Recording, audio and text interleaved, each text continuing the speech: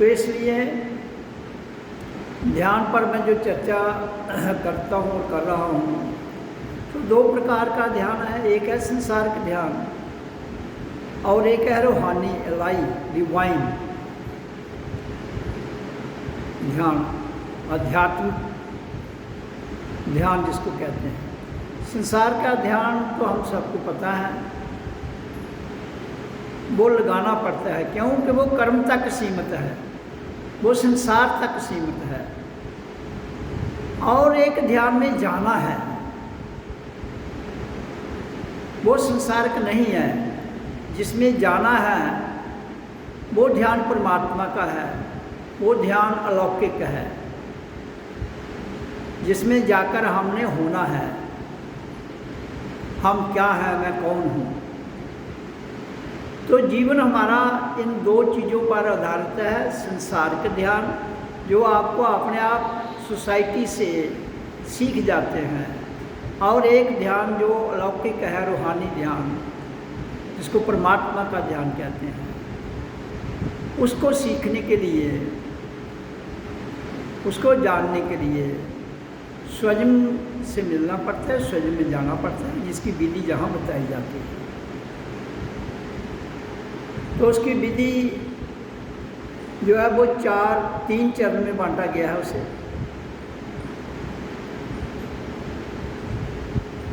तो मेन जो तीन चरण है, उसके पहले भी कुछ संसार में नियम है उस ध्यान के लिए, जिसको जम नियम, आसन, प्रत्याहार, ध्यान, धारणा, समाधि, जो यहाँ ऋषि मुनियों ने जो नाम दिए हैं, तो जिसको अष्टांग योग कहते हैं।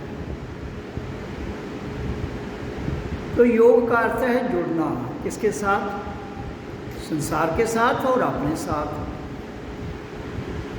दोनों के साथ जुड़ के रहेंगे तो जीवन समभाव में गुजर जाएगा। संसार का चलन अपना है और परमात्मा का होना वो अपना है तो दोनों अपने, लेकिन अंतर बहुत है। एक की दिशा कहाँ जा रही है? इधर नीचे को, एक की दिशा ऊपर, दोनों अपोजिट हैं। एक मूलाधार की ओर जा रहा है और एक परमधाम की ओर जा रहा है। तो जो ध्यान संसार का है वो मूलाधार में ले जाता है, वहाँ जाके गड्ढा खोद के दबा देता है।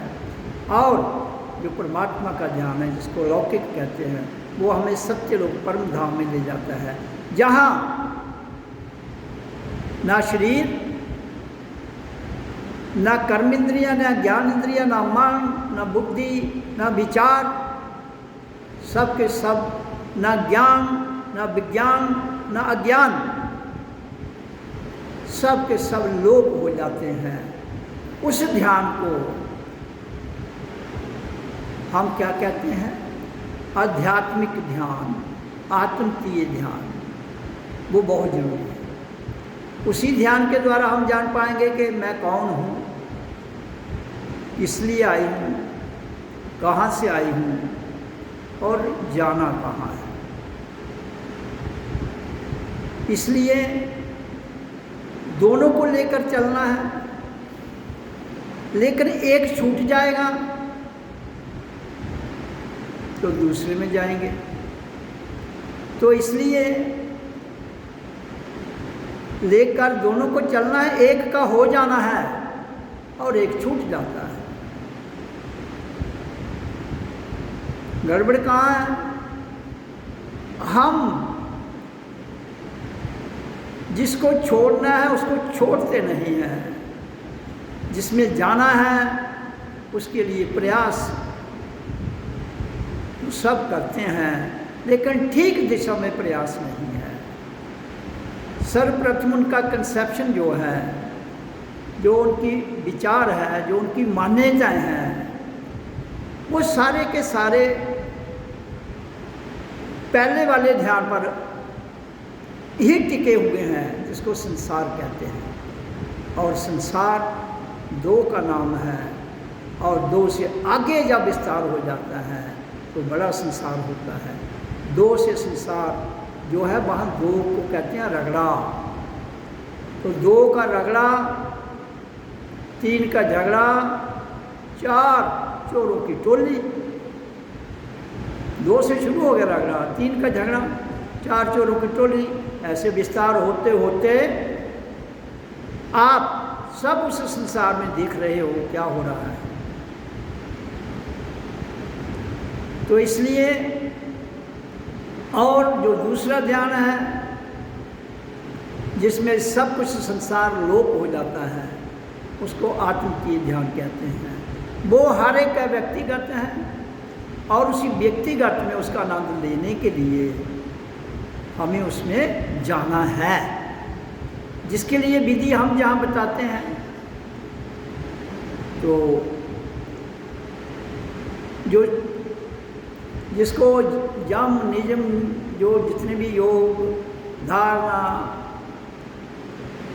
मनोध्यान या प्रत्यय ध्यान, तो जितने भी ये योग हैं, इनकी जहाँ से हम शुरू करते हैं, इनकी ज़रूरत ये उससे आ गया। जैसे कि एक कायदे की क्लास होती है, फिर एक उसमें मिडिल क्लास होती है, एक प्राइमरी क्लास है, एक मिडिल है, एक हाई क्लास है, एक 10+2 है। हम 10+2 से आगे का जो ध्यान है, वहाँ से हमारी विधि शुरू होती है, जिसको प्राण योग कहते हैं। और प्राण योग में भी जो ध्यान है, उसकी चर्चा हम करते हैं। 3 चरणों में उसको बांटा गया है।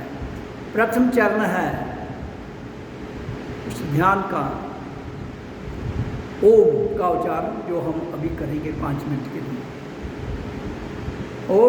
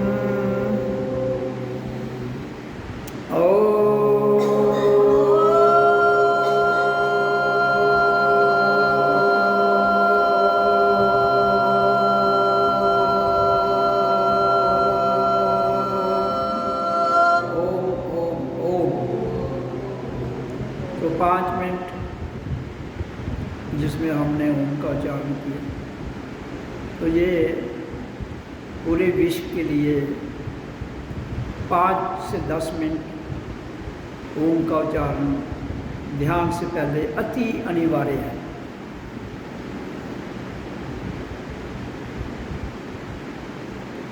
तो ये इसका प्रथम चरण है, मिनिमम 5 मिनट, फिर 5 से 10। अगर अभ्यास के साथ साथ बढ़ा सकते हैं तो आपकी इच्छा है, नहीं तो मिनिमम इतना तो करो। तो ये प्रथम चरण की विधि जो 5 मिनट के लिए की। इसके बाद दूसरी विधि क्या है इसकी, उसमें आपने भीतर शब्दों को मौन में कहना है। वो शब्द क्या है, ओम, सो, अहं, ओम, मैं हूँ। 5 शब्द हैं, ये याद रखने हैं। ओम, सो, अहं, ओम, मैं हूँ। ये मुंह में शांत भाव से करना है। इसको आधा घंटा करना है। तो जिसके लिए बैठना उसी पोस्चर में है, रीढ़ की हड्डी को सीधे रखना है, ओम के उच्चारण में भी और इसमें भी। और इसमें शांत, उसमें तो उच्चारण किया है, इसमें कोई उच्चारण नहीं करना है, केवल मुंह में जो 5 शब्द मैंने बताए हैं इनको करो। आंखें खुली रखो या बंद, आपकी मौत।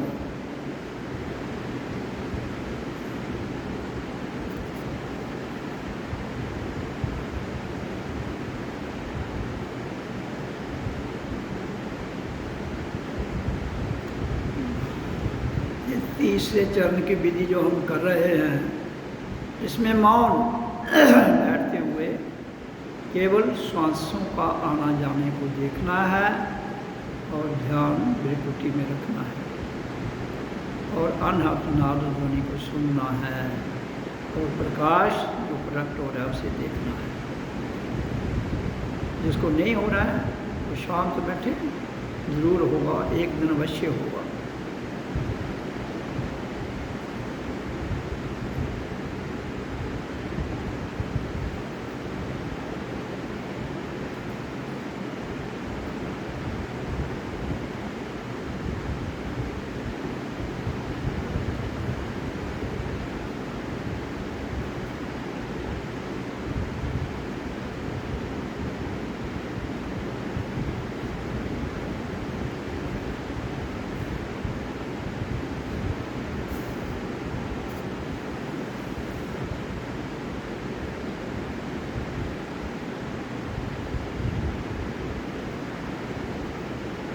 ओम ओम ओम ओम ओम।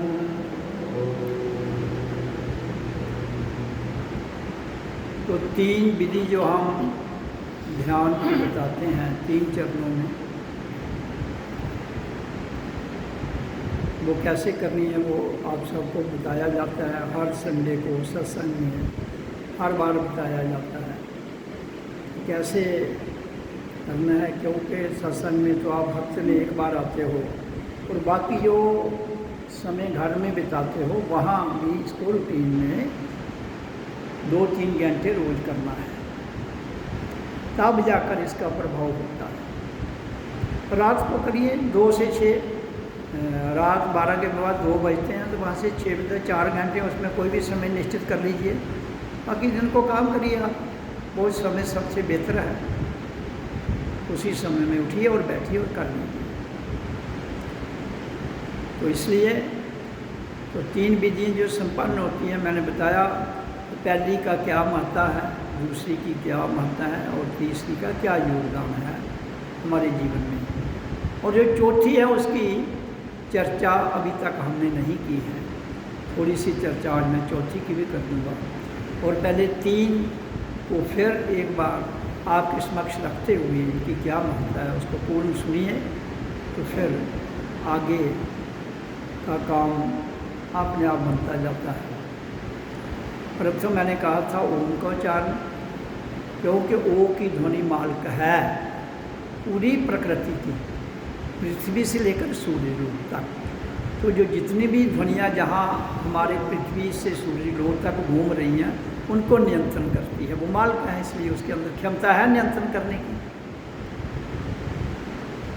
क्योंकि जब तक उनको, इसलिए ओम को शांति कहा गया। ओम शांति क्यों कहा गया है कि संसार में जितनी भी ये ध्वनियाँ हैं उनको ये शांत करती है। शांति होगी तो ध्यान लगेगा, नहीं तो नहीं लगेगा।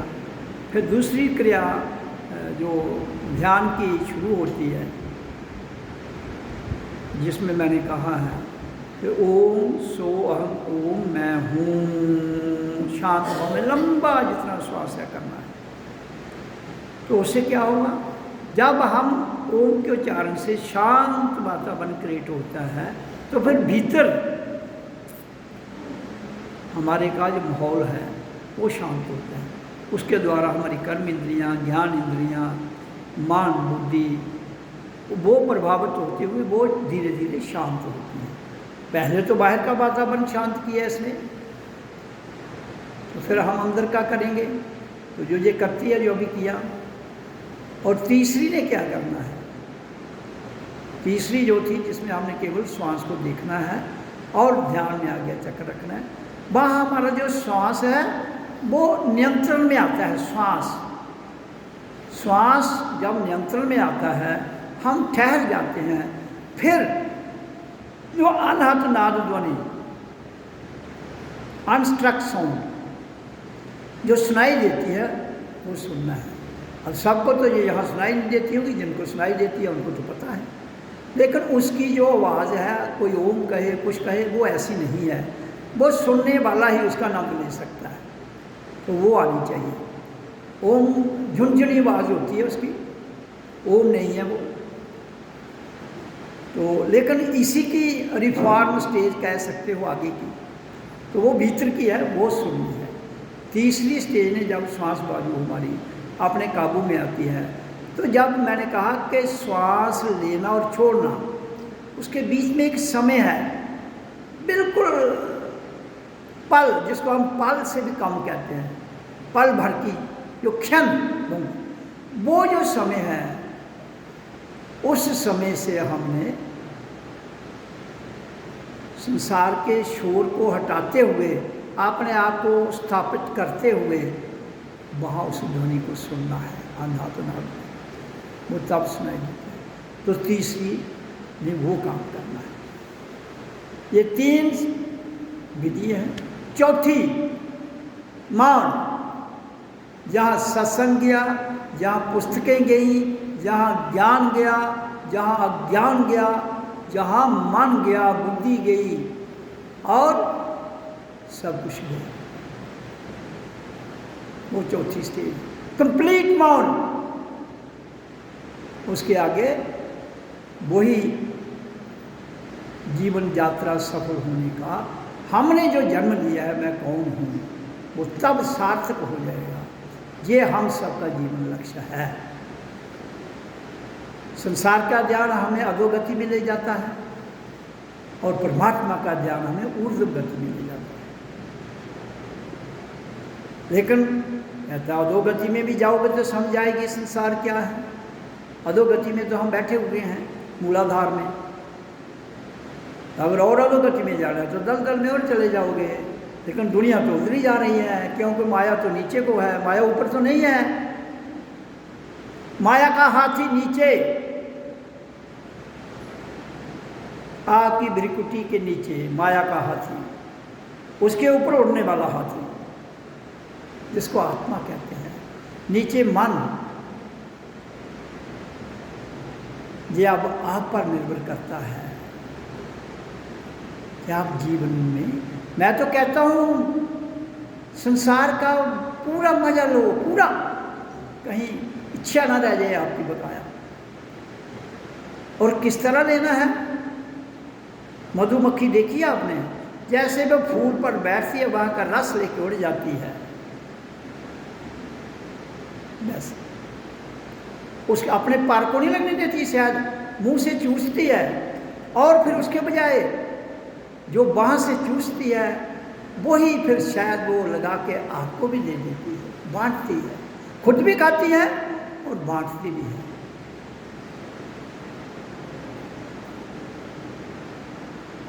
तो इसलिए एक दूसरी मक्खी है जो फूल पर बैठती है, वो भी बाँह का रस लेती है, मीठे पर भी बैठती है, वो उसमें लिप्त ना होते हुए शायद लेके उड़ जाती है। दूसरी जहाँ बैठेगी वहाँ वो क्या मल देती है, मल, जहाँ बैठेगी मल फेंकेगी, मल फेंकेगी और वहाँ ही लिप्त होकर मर जाएगी। ये अब आपको देखना है कौन सी मक्खी का ज्ञान अपने साथ चिपकाना है, वो तुम्हारी मौज है, मेरी मौज नहीं। मेरी मौज तो जो है, मैं कहता हूँ मधुमक्खी की तरह रस लेकर दूसरों को बांटती हुई उड़ जाओ। यह है जीवन का रहस्य।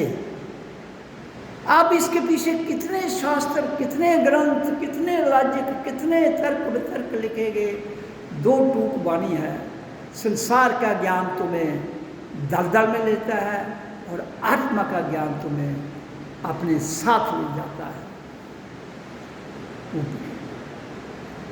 कि ये ध्यान की जो मैंने 3 विधियां हम करवाते हैं, चौथी जो मौन है उसको करवाने की जरूरत नहीं है, तीसरी से ही हम मुक्त हो जाते हैं।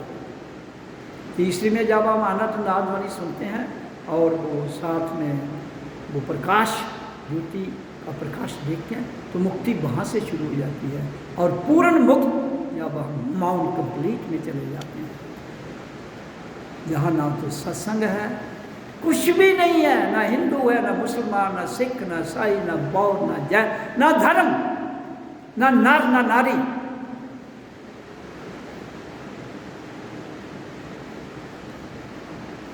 तो इसी के लिए दुनिया में कितने मंदिर, कितनी मस्जिदें, कितने सत्संग, कितने पंथ, कितने ग्रंथ।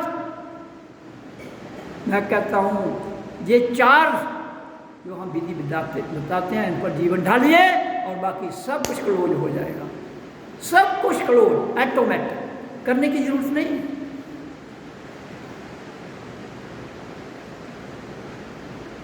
अगर ऐसा ये मानव जाति कर ले तो वहाँ ये सारे धर्म लीन हो जाएंगे, तो फिर यहाँ कंप्लीट आनंद आएगा। फिर जो धर्म वाले ब्रेन वाश करके गलत प्रोपेगेंडा करके लोगों को बहका रहे हैं, तो फिर दोनों का हाल, एक बहकाने वाला और जिसको बहकाया जा रहा है, उन दोनों का हाल वही होता है।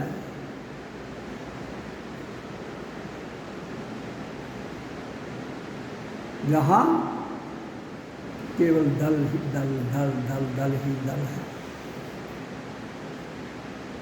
इसलिए बाहर देखने वाली आंखें, बाहर सुनने वाले कान, बाहर बोलने वाली जुबान और बाहर आने जाने वाला सांस और बाहर से आने वाले पदार्थ जो हमारे मूलाधार में फूंक जाता है, बाकी हमारा संसार चलता है भोजन से, जल से और प्राण वायु से, वो सब के सब स्थूल शरीर के साथ ही लोप हो जाते हैं। लेकिन ये कार्यक्रम जीते जी का है, लेकिन जहाँ के दर मरने के बाद स्टार्ट करते हैं बहुत भड़काने वाली बात, बहुत क्या कहते हैं बचकानी बात। ये मैं जहाँ के गुरु जो बैठे हैं धरती पर, मेरी वाणी उनको इशारा कर रही है। यहाँ साधारण इंसान को तो समझ ही नहीं है। तो जहाँ सब कुछ खत्म हो जाता है, क्या स्थूल सूक्ष्म कारण अकारण, फिर रह जाता है आत्म की चैतन्य चेतना, वो शरीर जो न मरता है न पैदा होता है। और उसको कहते हैं आत्मा, जिसमें विकार नहीं है, निर्विकार निराकार।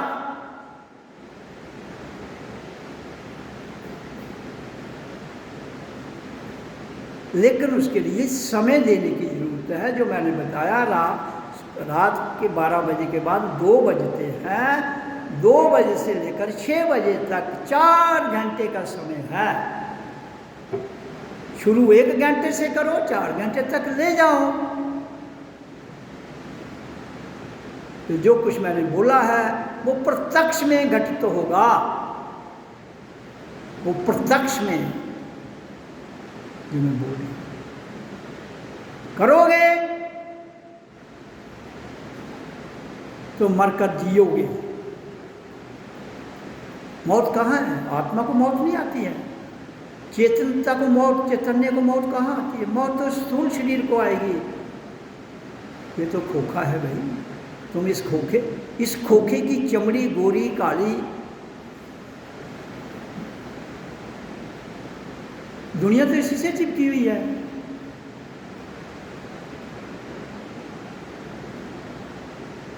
इसलिए इससे चिपकना नहीं है, इससे मधुमक्खी की तरह रस लेते हुए उड़ जाना है।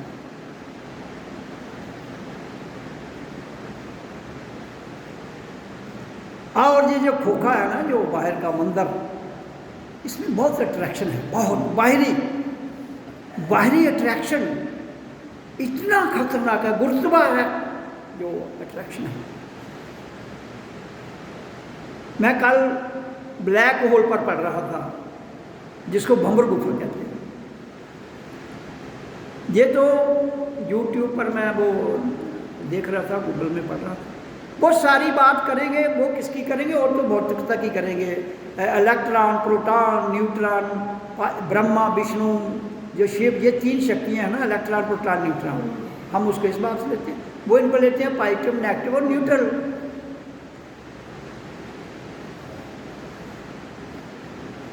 तो वो कहते हैं कि जब ये हमारा एटम जो है, एटम किसको कहते हैं? The smallest particle of the material, पदार्थों का छोटे से छोटे कण को एटम कहते हैं। तो ये जितने भी एटम हैं वो प्रोटॉन और इलेक्ट्रॉन में परिवर्तित हो जाते हैं। तो उसमें कह रहा है कि ये जो ब्लैक होल है ये इतना बड़ा है, इतना बड़ा है। वो मटेरियल में पता, हम तो इसको बताते हैं कि ये कितना बड़ा है। वो कहते हैं कि पूरी दुनिया इसमें समा जाए तो पता नहीं चलेगा। क्यों?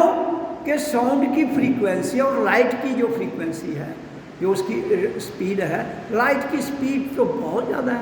8 मिनट में सूर्य से पृथ्वी तक लाइट पहुंचती है 15 करोड़ किलोमीटर। तो 1 सेकंड की स्पीड निकाल लीजिए आप। तो सबसे ज़्यादा स्पीड किसकी है? लाइट की। और उनकी 2 मैंने वो बातें, वो सोल का वेट लिख रहे थे कि 0.21 मिलीग्राम, और लाइट का तो कोई वेट ही नहीं है। लाइट का वेट फिर भी वो लिखते 0.1 मिलीग्राम। लेकिन मैं तो कहता हूँ, और आत्मा का कोई वेट नहीं है।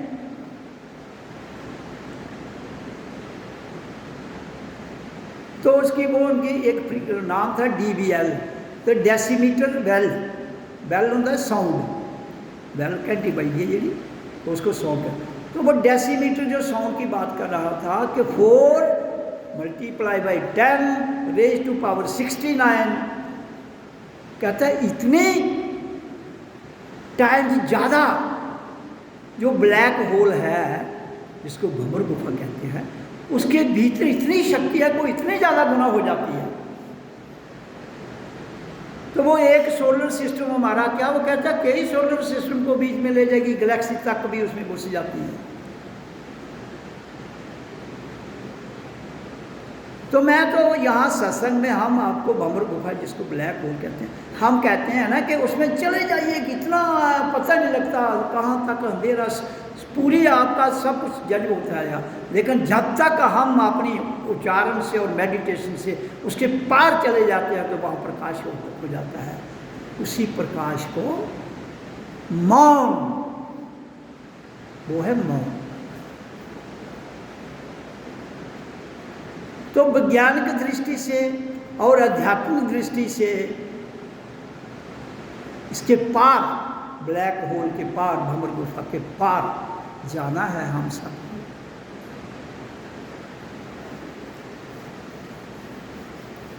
तो इसलिए जीवन हमें मिला है, इसको जीना है। कैसे जीना है, तो वो तभी संभव होगा जब हम, देखो मैंने बताया आपको, आध्यात्मिक आत्मतीय चैतन्य चेतन शरीर जो मौन, उसके बाद आता है अकारण शरीर, फिर आता है कारण शरीर, ऊपर से नीचे को गिर रहा हूँ मैं, फिर आता है सूक्ष्म शरीर, फिर आता है स्थूल शरीर। तो स्थूल है ये जो बाहर का है। तो इतने शरीर हैं जी, हमने कहाँ से आए थे? आत्मतीय चैतन्य चेतन जो केवल प्रकाश ही प्रकाश है।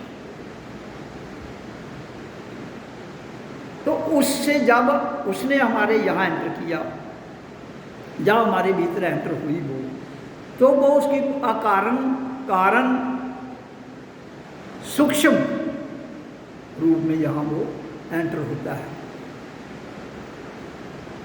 मौन जहाँ से नहीं हिलता है, उसके आगे सूक्ष्म शरीर नीचे आता है, जिसको जीव कहते हैं, सूक्ष्म जीव। वो इसमें आता है, किसमें? हमारी बॉडी में, प्राण शक्ति कह लो उसको। वो पाँव के अंगूठे तक जाती है, प्राण बाजू के रूप में वहाँ कन्वर्ट हो जाती है, रूपांतर हो जाता है, क्योंकि उस प्राण बाजू के द्वारा ये शरीर जिंदा रह सकता है। ये निजाम हमने नहीं बनाया है, ये नियम जब से दुनिया बनी है तब से बना है। फिर वहाँ से वो रिवर्स आके श्वास हमारे मुंह से निकलती है, जब बच्चा माँ की कोख से बाहर आ जाता है, तो फिर उसी के साथ ध्वनि निकलती है जो हमें ये प्रूव करती है कि वो यार अलाइव, हम सब, जो भी बच्चा पैदा होता है वो जिंदा है। तो वहाँ से जीवन शुरू हो जाता है। तो वो जीवन जो शुरू होता है, वो कोई आपके जीवन को मारने नहीं आता है, वो हमारा ही यहाँ प्रकृति का योगदान प्लस माइनस, कहीं एक्सीडेंट, कहीं दुर्गति, कहीं कुछ, वो हमारे कारण होती है। परमात्मा को उससे कोई लेन देन नहीं है, वो तो इसके नज़दीक भी नहीं आता है सर्वव्यापी। देखो जब हमारे भीतर आई तो यहाँ से किया, लेकिन सराउंडिंग में वो सर्वव्यापी है।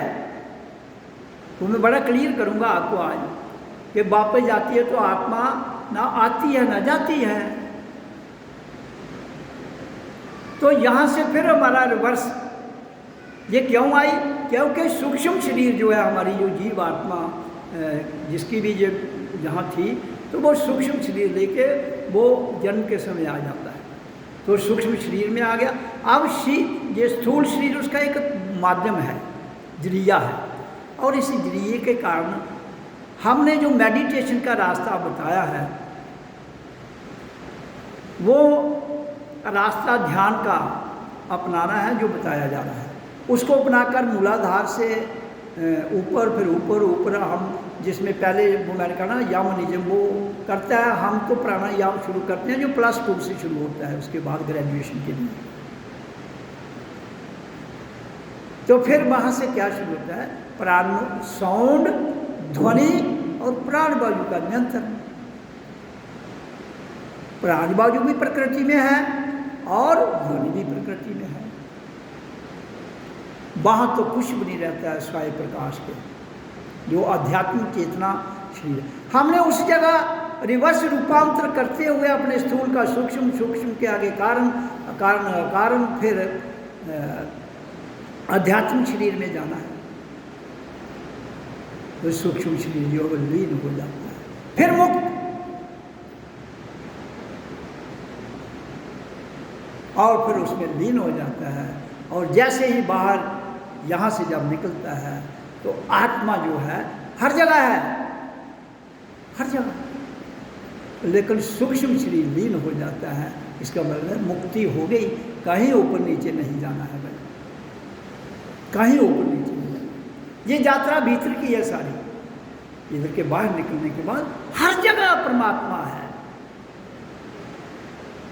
बाहर जो हमें दिख नहीं रहा है वो चैतन्य है। क्यों? ये दो आंखें नहीं देखती हैं। जहाँ जो श्रवण सुनना हो रहा है, ये दो कान सुन रहे हैं और बोल जीवा रही है, ये सारी बाहर के द्वार है। ये वहाँ पहुँचते ही नहीं है भाई, ये वहाँ पहुँचते ही नहीं। इसलिए चौथी स्टेज जो ध्यान की मैं कर रहा हूँ, मौन, उसमें चले जाएंगे हम।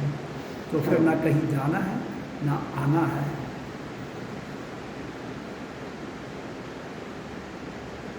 इसके पीछे कितने आडंबर, कितने मंदिर, मस्जिद, गुरुद्वारे, सत्संग, फलाना मंदिर, कबीर का मंदिर, रविदास का मंदिर, कृष्ण का मंदिर, फलाना मंदिर, ये जामा मस्जिद, ये फलानी मस्जिद, क्या क्या प्रपंच केवल संसार फायदा लेने के लिए, धन अर्जित करने के लिए।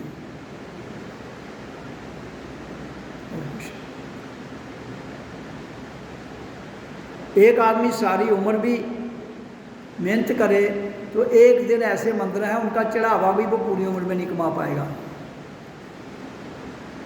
और इतना चढ़ावा उधर चढ़ जाता है। ये क्या है विडंबना भाई? ये सब काम किनका है?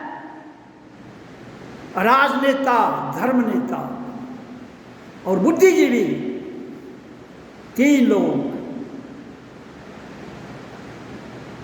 इनको ब्रह्मा विष्णु शिव कह लो, कुछ और नाम दे लो, वो आपकी मौज है। उनकी पूजा किए जा रहे हो, वो आपको फिर कहते हैं हम गरीब हो गए।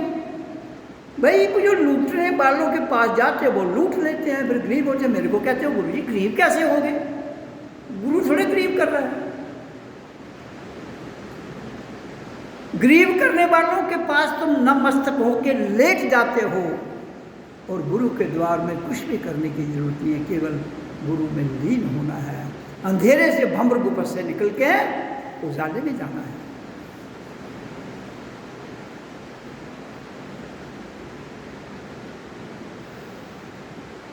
वो कहता है ना, किस किस को सुनाऊं, गाना है ना, किस किस को सुनाऊं अपनी प्रेम कहानी। अब किस किस को सुनाऊं मैं? जो सुनने वाले आते हैं मेरे पास, मेरे प्यारे प्रेमी, उनको भी समय बड़ी मुश्किल से मिलता है। किस किस को सुनाऊं, किस किस को बताऊं अपनी प्रेम कहानी। तो इसलिए मेरा ये भाव है कहने का, जितने आडंबर ज़्यादा बढ़ाते जाओगे, फलाना इस तरह अच्छा वचन बोलता है, वो बहुत अच्छा सत्संग करता है, भाई वो तो कला है, संगीत है, ये मौन है। मौन में हर संगीत, हर गीत, हर शास्त्र, पूरा संसार कलोल हो जाता है।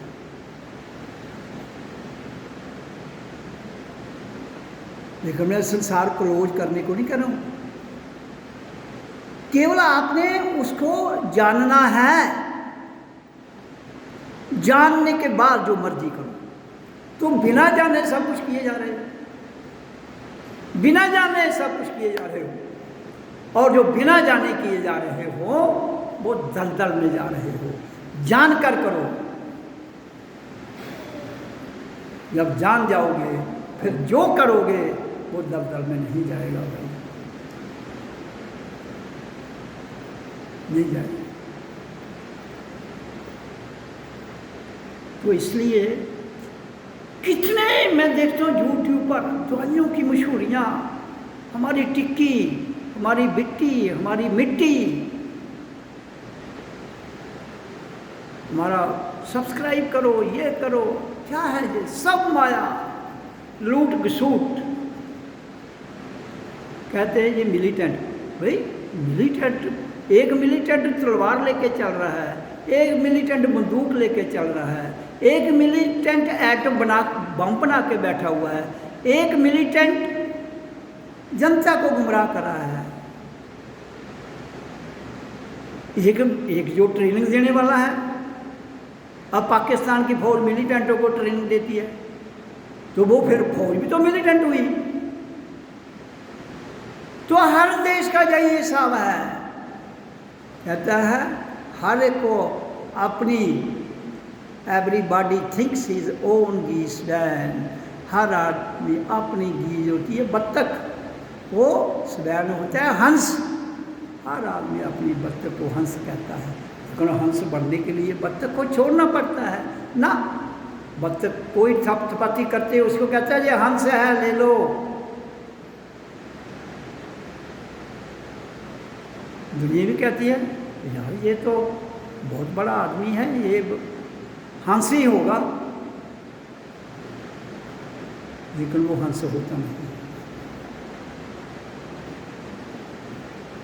इसलिए जो जहाँ बताया जाता है, बहुत जगह और भी कुछ बताया जाता होगा, मैं किसी के विषय में नहीं जाना, जो मैंने जाना है स्वयं में उसकी चर्चा करता हूँ, उसके अलावा मैं किसी की न चर्चा करता हूँ, बहुत कुछ लिखा है करता हूँ, लेकिन मैं उनमें पढ़ता नहीं हूँ। मैं नहीं कहता हूँ वो गलत है, मैं कहता हूँ कि जिसको मुझे पता है श्वास लेने से जीवन बचता है, कोई कहेगा नहीं बचता है तो उसकी मौज है, वो जाने, लेकिन मुझे तो पता है कि श्वास लूँगा तो बचूँगा, छोड़ूंगा भी तो मौत जाएगी, खींचूंगा तो जीवन मिलेगा। जब मुझे समझ आ गई, फिर किताब में लिखा है, ठीक है अच्छी बात है, लिखना अच्छी बात है, बताना अच्छी बात है। इसलिए मैं कहता हूँ जो लिखा है वो संतों की वाणी है, जो लिखा है वो भी संतों की वाणी है, और जो हम बोल रहे हैं वो परम संतों की वाणी है, और उनके ऊपर बैठे हुए गुरु की वाणी है। टो से लेकर चाँद तक, पृथ्वी से लेकर आकाश तक,